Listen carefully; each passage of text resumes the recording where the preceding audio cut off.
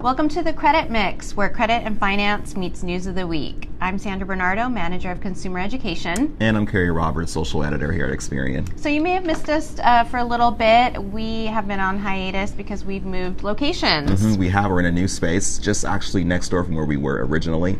So we took a little break and got a new area to film in, and these are our new digs. Our new digs, yeah. So we are going to talk today about wedding season. It's almost June, and that's the most popular time of the year for weddings. It is. So either you're probably going to a wedding, or maybe you are planning your wedding for fall, or maybe for next spring or summer. Yeah, and I'm sure many of you watched the royal wedding, which was sort of the big thing this 2 weeks year, ago. right? Yeah, Did you watch that? I did not. It was a little early for us here on the West Coast, so I was like, 2 a.m., yeah. right.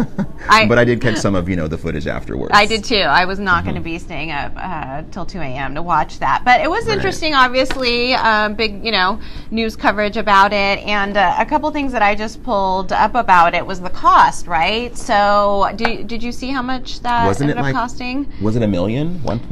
No, how much? Oh, it was a lot more than $1 million.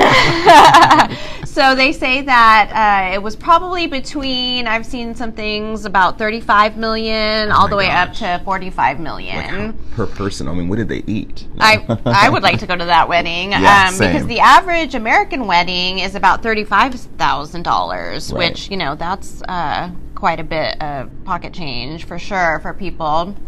But today we're going to talk a little bit about scams. So there's a lot of scams that go on, and we always are trying to educate everyone about identity theft and fraud and all of that. So we recently were looking into just all the different scams going on during the wedding season, which I would have never thought either. Me neither. I mean, there's one thing I know. There's the thing about the whole wedding dress scams and things of that nature, and saying is it like a fake retailer? Is it someone that's based in China? Is the wedding dress under $200? All those red flags, in that way, but so much more than that, not just when it comes to wedding dresses. Right. I think the big thing, is the wedding dress. Definitely. That's such an integral piece, right, to a wedding. And for sure, if it's $200 or less. I mean, certainly some retailers, like I know there's a chain called David's Bridal that has really great sales, and they'll do like this huge once per year sale. And you can maybe get deals on, their off the rack, type of dresses. But honestly, if you're shopping online and it's about $200 or even less, then it's probably a red flag. Yeah, definitely. So that's one of the things I think. So we said $200 or less. If the online site is based in China, I think that's what they say is a red flag.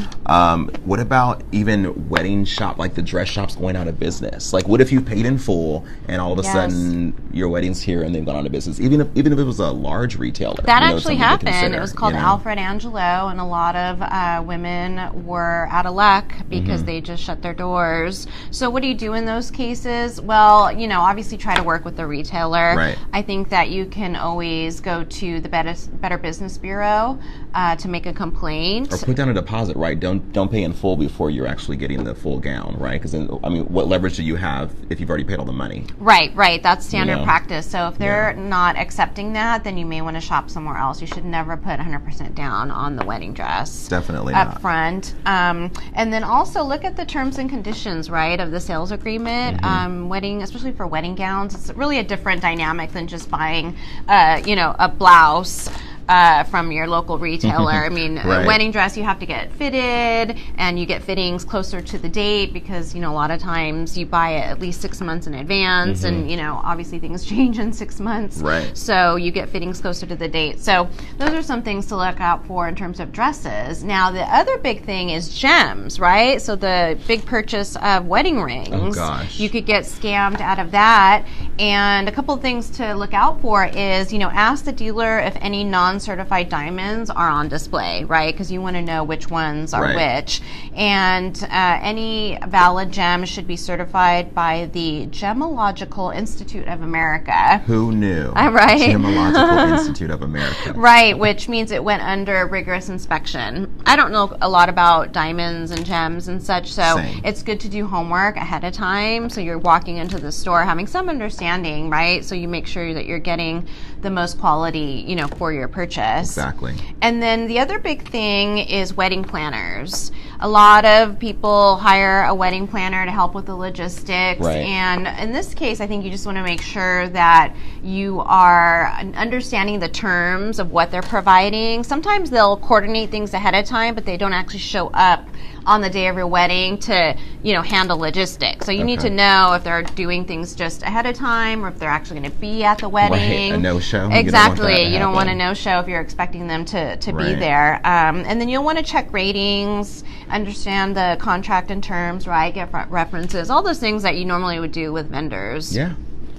Gotta vet them. Yeah, and some good sites we wanted to mention was Wedding Wire, The Knot, which is super popular, and another one called Wedding Beat, where you can check for vendors and references and, ratings and reviews and all that kind of stuff. Definitely. And again, if you want to report a scam, you can go to the BBB, you could go to local law enforcement even, and then there's a site that I found, which is a government site, USA.gov, and they have a fraud and scams page, and they'll help you with reporting a scam. So let's say it's like more of like a phone scam that you've fallen victim to, or an issue with the dress, with a fake retail site, all of that. You can report that there. Perfect. So make sure you're geared up for wedding season. Yeah, and check out our blog. We have a blog about beware when it comes to these types of scams. So check it out and get the full, digest of it all, and be safe and enjoy all those weddings this summer. Go to Experian.com/education for that and more info, and we'll see you next time. Thanks for joining us. Bye-bye.